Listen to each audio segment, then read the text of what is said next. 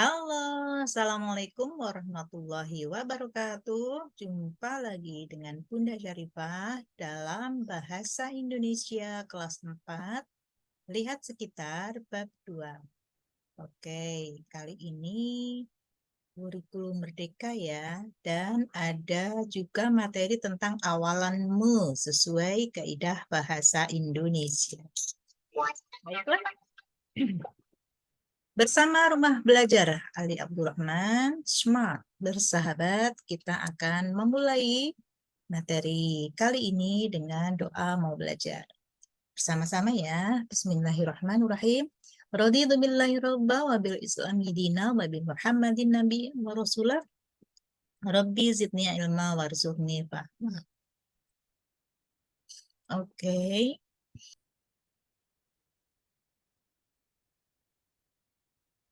Baiklah. Setelah selesai membaca doa belajarnya, kita lanjutkan. Ya. Bab kedua ini subtemanya adalah tentang di bawah atap ya. Dan kali ini kalian akan lebih memahami isi teks yang dibacakan. Kemudian yang kedua, mengenali dan menggunakan awalan me sesuai dengan kaidah bahasa Indonesia. Yang ketiga, tentang bagaimana sih cara menyampaikan pendapat dengan kalimat yang jelas dan mencari informasi serta mempresentasikannya. Seru kan? Iya. Oke, kita lanjutkan.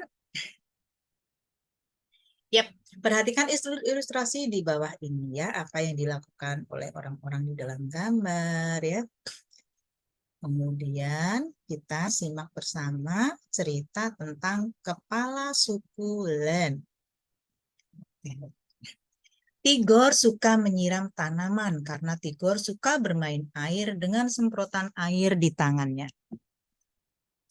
Tigor dapat membuat hujan.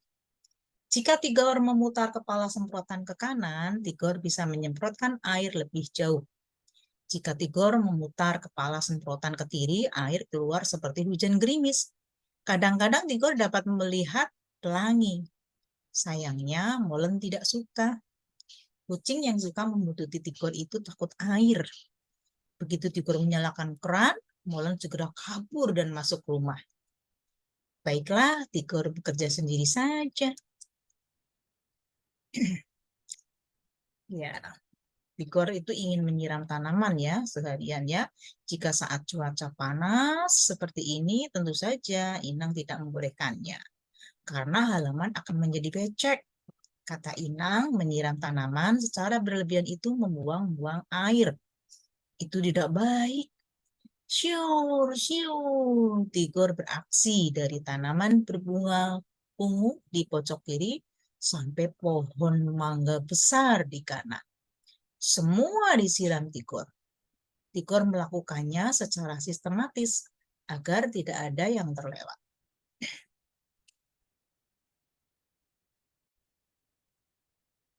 Tigor hampir sampai di tamanan kecil-kecil milik Kak Tiun. Tiba-tiba, jangan, kemarin sudah tanaman ini bisa mati kalau sering disiram, kata Kak Tiur. Kenapa? Tigor heran sekali. Ini sukulen. Lihat, daunnya tebal sekali. Ini untuk menyimpan air. Kalau sering disiram, sukulen bisa membusuk. Kak Tiur menjelaskan. Sukulen. Sukulen? Aku baru tahu tanaman juga punya suku, sahut Tigor heran. Tigor tahu keluarga mereka bersuku Batak. Tigor dan Kak Tiur bermarga Siregar, mengikuti marga bapaknya.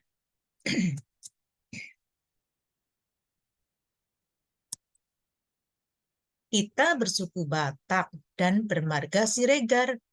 Tanaman ini bersuku Len dan bermarga apa? Tanya Tigor. Kak Tiur tertawa. Bukan begitu, namanya memang sukulen, bukan karena punya suku. Tigor ikut tertawa. Seru juga, seandainya tanaman juga punya suku. Ada suku mawar, suku mangga, suku anggrek, dan suku singkong. Kenapa molen mengendus-endus? Tigor terpikir. Hei, namamu juga ada Len, Molen. Bagaimana kalau kamu yang menjadi kepala suku? Kepala suku Len, jawab Molen. Nah, seru ya cerita di atas kan? Oke. Jika kalian sudah mendengarkan cerita di atas tadi, kalian tentunya bisa menjawab pertanyaan berikut ini. Yang pertama, mengapa Tigor suka menyiram tanaman? Kenapa ya tadi ya? Karena apa ya? Bisa dilihat tadi. Ya, karena cuaca yang panas ya. Cuaca yang panas membuat segar, suka bermain air ya. Apakah yang sering dilakukan Tigor saat menyiram tanaman? Suka membuat hujan, ya, membuat hujan gerimis. Kemudian disebut apakah tanaman kaktiur? Namanya sukulen, ya. Mengapa tanaman kaktiur tidak boleh sering disiram? Karena sukulen itu menyimpan airnya ada di daunnya, daunnya tebal-tebal. Siapakah molen? Molen itu adalah kucingnya Tigor. Dikasih nama molen. Siapakah yang tidak membolehkan Tigor menyiram tanaman secara berlebihan? Kak Tiur. Itu. Apakah nama suku keluarga Tigor? Siregar ya. Apakah nama marga Tigor? Oh, Batak. Sukunya suku Batak. Marganya marga Siregar ya. Mengapa Tigor mengira molen ada hubungannya dengan tanaman kaktiur? Karena namanya sama-sama len. Yang satu suku len, yang satu molen. Gitu ya. Nah, jabatan apa yang disebutkan Tigor untuk molen? Kepala suku len. Bagaimana kalian bisa menjawab semuanya kan? Sekarang kalian boleh membaca ulang cerita kepala suku len dan memeriksa jawaban kalian. Nah, selanjutnya diskusikan pertanyaan-pertanyaan berikut ini bersama. Apakah kalian juga punya tugas yang kalian sukai di rumah? Apa yang kalian kerjakan? Dan apakah kalian melakukannya setiap hari? Apa yang membuat kalian menyukainya? Yang kedua, apakah molen memang kepala suku tanaman kaktiur? Jelaskan jawaban kalian. Yang ketiga, Tigor mengatakan dia bersuku Batak. Dari provinsi manakah suku Batak berasal? Tigor juga menyebut ibunya Inang. Bagaimana kalian memanggil ibu kalian? Banyak ya, kalau di Indonesia ini bahasanya memang luar biasa sekali. Ya, baca kembali sebentar. Ya. Oke, kalian baca kembali cerita kepala suku Len. Kemudian kalian cari kata-kata yang menurut kalian baru kalian dengar ya. Nah, kemudian kalian salin kata-kata tersebut. Hmm. Oke, selanjutnya ada kata-kata keran, membuntuti, mawar, sukulen, molen. Nah, itu apa ya artinya ya? Oke, kalian salin di buku kalian dan kalian hubungkan dengan artinya. Gitu. Ada yang susah? Keran, keran. Yang mana ya? Sejenis tanaman berdaun tebal atau berlari cepat atau kelompok kerabatan atau panggilan untuk ibu dalam bahasa Batak atau melarikan diri. Ini melarikan diri sendiri ya. Tuh. Selanjutnya, pasangkan kata dengan arti yang sesuai dengan tepat. Ya, ini tadi lanjutannya ya. Kepala suku, tabur, gerimis, inang, sistematis, marga. Ini nanti ditarik garis lurus atau yang mana gitu. Kalau inang ini apa tadi ya, panggilan nama itu gitu ya. Tadi ada di halaman yang atas. Oke. Nah, kali ini kita akan bermain seru tentang apa itu homonim ya. Kata yang bermakna ganda. Coba perhatikan dua kalimat berikut. Kalau tidak memakai kacamata, semua tampak kabur bagi Ruli. Kemudian yang kedua, begitu Tigor menyalakan keran, Molen segera kabur masuk rumah. Nah, samakah arti kata kabur pada kedua kalimat di atas? Tidak sama, ya. Iya. Nah, perhatikan bagian berikut. Lalu baca kembali kedua kalimat di atas, mana arti yang lebih cocok untuk kalimat pertama dan mana arti yang lebih cocok untuk kalimat yang kedua. Ini, ya, makna kata kabur.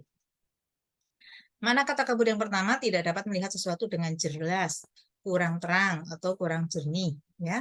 Makna kabur yang kedua berlari cepat atau melarikan diri, meninggalkan tugas atau tempat tanpa pamit atau menghilang.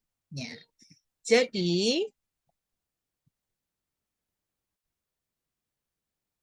Jadi homonim itu adalah kata yang sama lafal dan ejaannya, tetapi berbeda makna seperti tadi ya.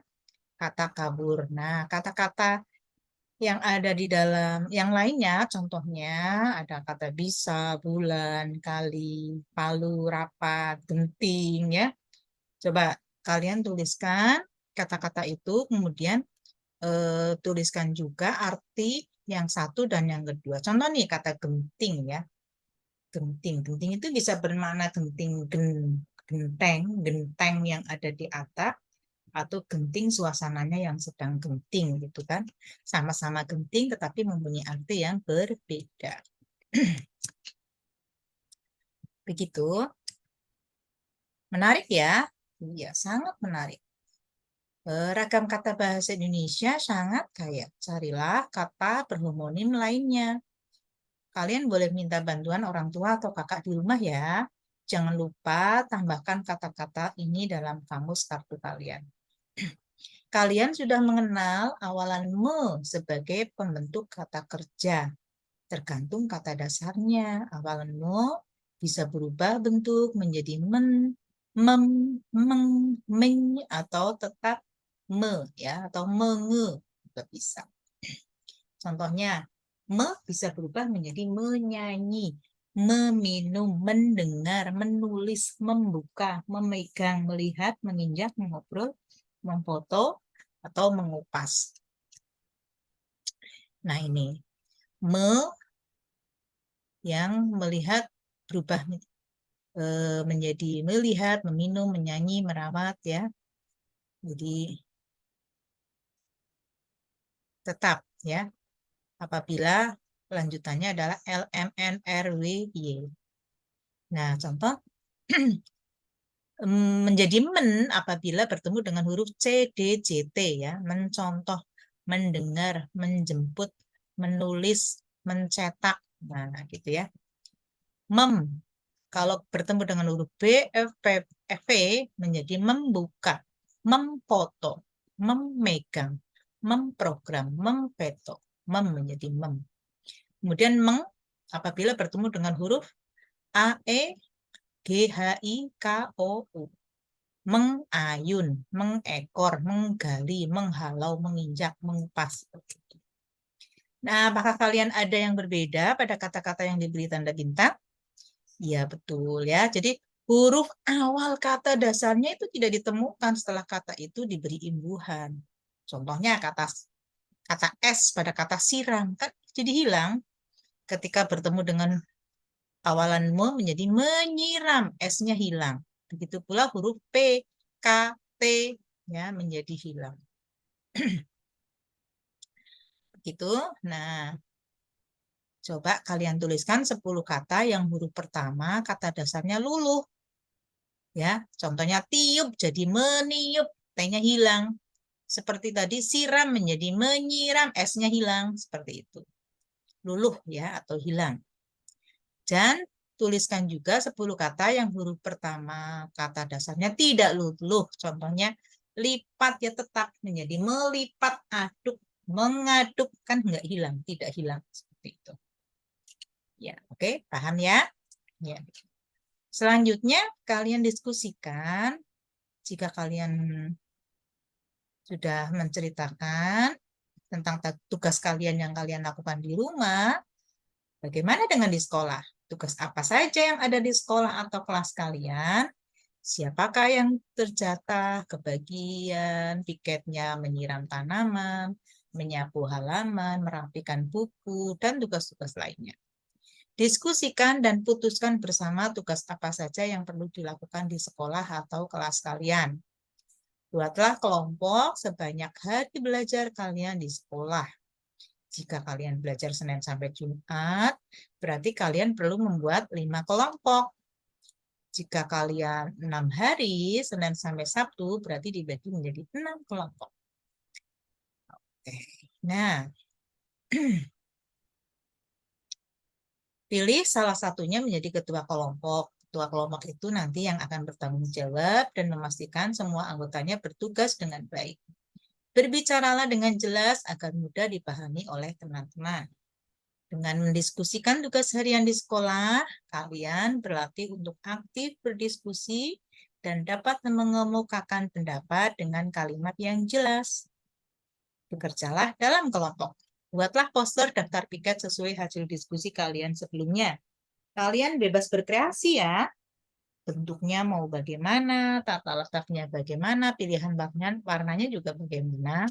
Setelah selesai, pajang daftar piket tersebut di dinding kelas. Ini contoh ya. Nah, ini contohnya. Ini hanya sekedar contoh. Oke. Perhatikan cerita berikut. Ada vampir di rumah ini. Ini judulnya ya. Klik, kipas angin pun menyala. Sejuknya, gumam Sani. Setelah berdiri sebentar di depan kipas angin, Sani kembali memilih-milih buku di rak. Klik, kipas angin berhenti berputar. Kak Lita mematikannya. Kipas angin ada di sini, kamu di sana. Percuma kamu menyalakan kipas angin, membuang energi saja, kata Kak Lita. Aku kan mau membaca di sofa, ucap Sani. Sani menyalakan lagi kipas angin, lalu duduk di sofa. Baru sebentar Sani membaca, Kak Lita kembali mematikan kipas angin. Kak, jangan dimatikan, pinta Sani. Gerah. Kak Lita tak menjawab. Dia malah membuka jendela lebar-lebar. Sejuk kan? Tidak perlu kipas angin dan hemat listrik, kata Kak Lita sambil duduk di samping Sani.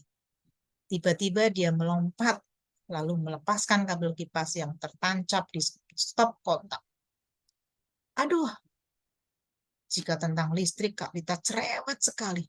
Sani sering diomeli jika lupa melepaskan kabel atau mematikan saklar. Kak Lita juga menempel tulisan di tiap stop kontak di rumah ini. Matikan lampu, lepaskan kabel, tarik stekernya, bukan kabelnya. Nah, seperti itu. Tetap nyedot meski mati gitu ya. Kak, kok sukanya repot seperti itu? Tanya Sani. Kak Rita membelalak. Repot bagaimana? Melepaskan kabel kok dibilang repot? Yang penting elektroniknya sudah dimatikan. Kenapa harus dicabut kabelnya? Kalau kabelnya tidak dicabut, daya listriknya masih jalan terus. Kak Lita lalu berbisik. Kalau sudah begitu, kita seperti memberi makan vampir. Vampir? Kak, jangan main-main. Aku takut. Sani menoleh ke sekelilingnya dengan cemas. Masa di rumah ini ada kelelawar penghisap darah? Bukan vampir yang itu. Vampir yang ini menghisap listrik. Kak Lita tertawa lalu menunjukkan gambar yang ada di koran. Lihat ini, katanya. Wah, jadi walau televisi sudah dimatikan, kalau kabelnya tetap tercolok ke stop kontak, listrik tetap mengalir. Nah, pintar adikku, kata Kak Lita tertawa sambil menjawil dagusan. Seru ya? Ya. Oke, sekarang selanjutnya coba untuk mengetes bacaan kalian. Apakah kalian memperhatikan atau tidak? Coba perhatikan. Pertanyaan berikut, apakah kamu sudah mendengarkan dengan baik ceritanya? Baik ya. Tanpa melihat buku, sampaikan kembali secara singkat isi cerita tersebut dengan bahasamu sendiri ya. Kemudian yang kedua, jadi ininya apa tadi? Iya,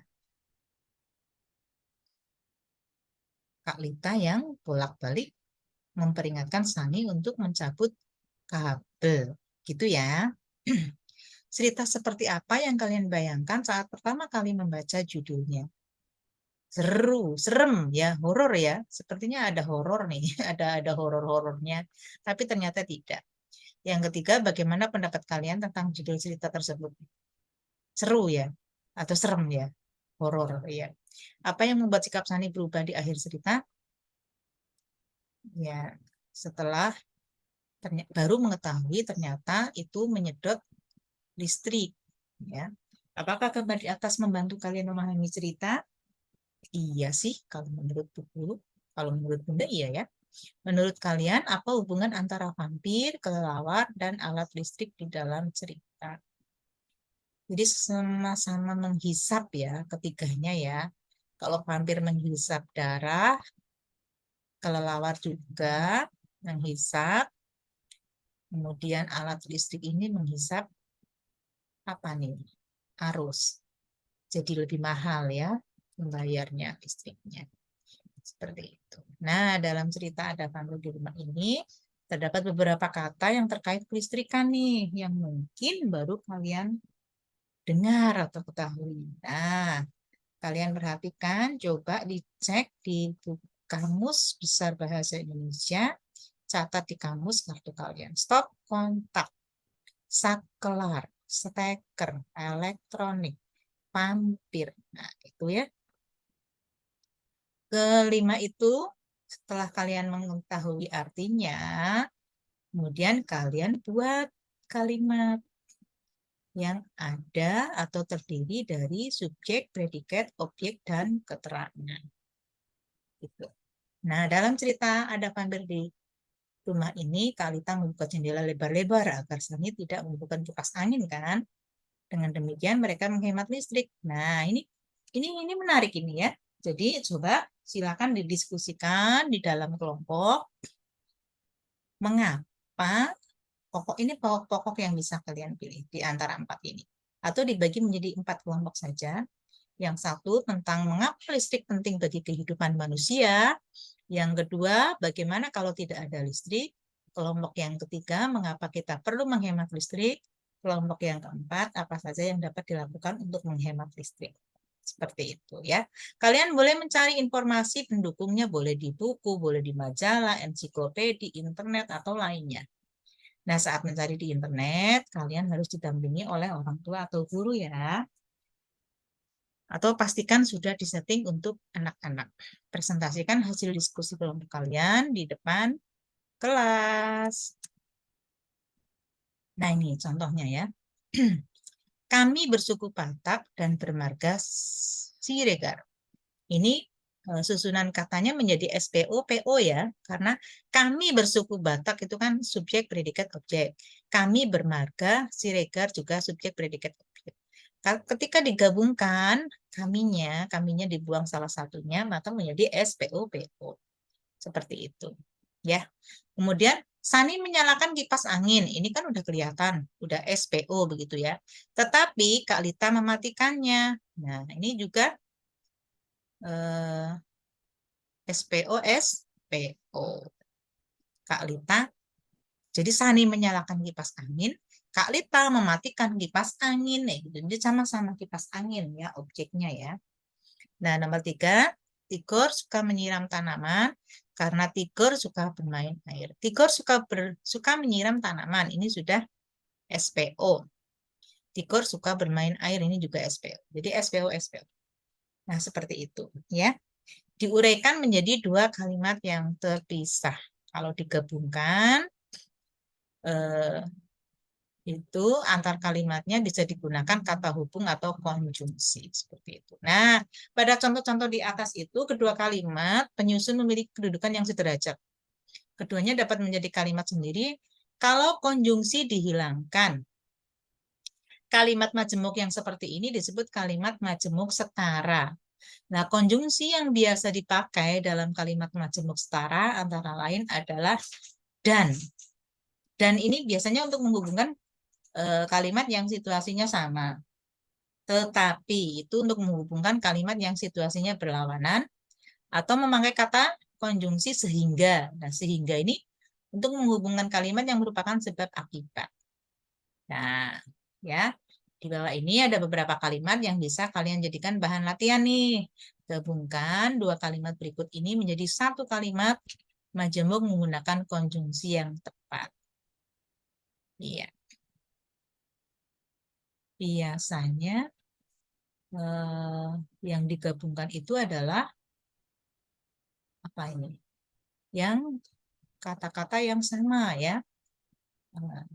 Siwi mematikan lampu. Kak Lita mencabut steker. Nah, ini situasinya sama, bisa menggunakan kata dan ya, konjungsinya. Siwi mematikan lampu dan Kak Lita mencabut steker misalnya.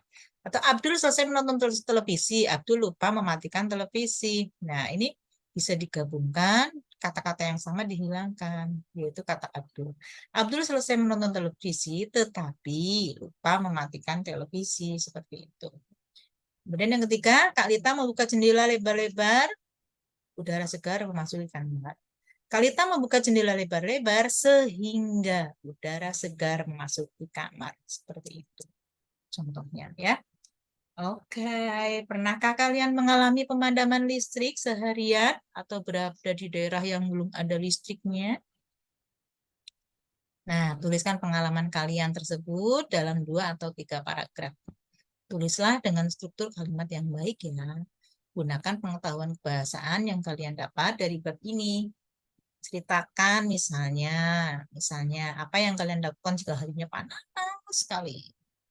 Atau apa yang kalian pakai untuk penerangan pada malam hari. Atau bisa juga apa yang kalian rasakan saat itu, apakah bosan, marah, atau takut. Kamu bisa menceritakan bagaimana keluargamu menyikapi hal itu ya. Karena kan mungkin kakakmu ada yang marah nih, gara-gara listrik mati jadi nggak bisa nonton ini itu anu, tidak bisa melakukan ini anu gitu ya. Ada yang bosan, ada yang takut gimana nanti malam kalau lampunya belum nyala dan sebagainya ya. Tulis secara jelas semua yang kalian lakukan, kalian dengar, kalian lihat, kalian rasakan ya melalui indera kalian, sehingga orang lain yang membaca dapat membayangkan dan seolah-olah dapat merasakannya pula. Paragraf seperti itu disebut paragraf deskripsi. Oke, ini untuk referensi kalian bisa membaca buku tentang hemat energi. Misalnya ini buku tentang mari hemat energi. Nah, seperti biasa kalian tuliskan di kertas ini ya. Jurnal membaca. Judul bukunya apa? Nama koran, majalah, atau laman internetnya apa? Nama penulisnya siapa? Ilustratornya siapa? Buku ini bercerita tentang apa? Pengetahuan baru yang kamu dapatkan itu setelah membaca buku ini apa? Nah, tindakan yang akan kamu tiru dari buku itu apa? Yang bisa diambil hikmahnya, manfaatnya apa? Gitu. Oke ya, demikian. Selesai sudah bab 2, kalian bisa mencentang ini, manakah yang sudah bisa, yang sudah kalian pelajari, yang sudah bisa, yang sudah dimengerti, manakah yang belum kalian mengerti dan bisa kalian tanyakan kembali kepada bunda kalian di sekolah maupun di rumah. Gitu ya. Kalian bisa mengecek apa yang kamu sukai di bab 2 ini dan tugas rumah yang ingin kamu kerjakan yang mana dulu boleh. Demikian ya. Oke, kita tutup bersama dengan doa setelah belajar. Bismillahirrahmanirrahim. Subhanakallahumma wa bihamdika asyhadu an la ilaha illa anta astaghfiruka wa atubu ilaik. Jangan lupa mampir di media sosial Bunda Syarifah. Oke, sekian. Sampai jumpa. Assalamualaikum warahmatullahi wabarakatuh.